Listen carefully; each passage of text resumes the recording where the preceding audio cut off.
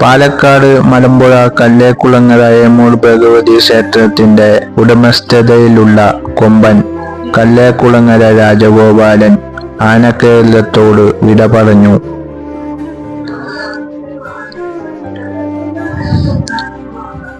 പാലക്കാട് ജില്ലയിലെ ഒട്ടുമിക്ക പൂര പരിപാടികൾക്കും നിറസാന്നിധ്യം ആയിരുന്നവർ.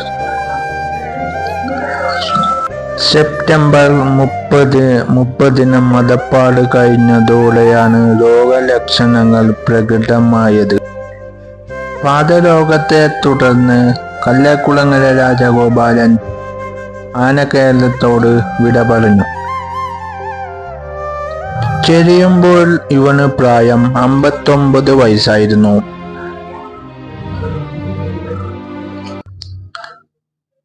രാജഗോപാലന്റെ ഓർമ്മകൾ ജനമനസ്സിൽ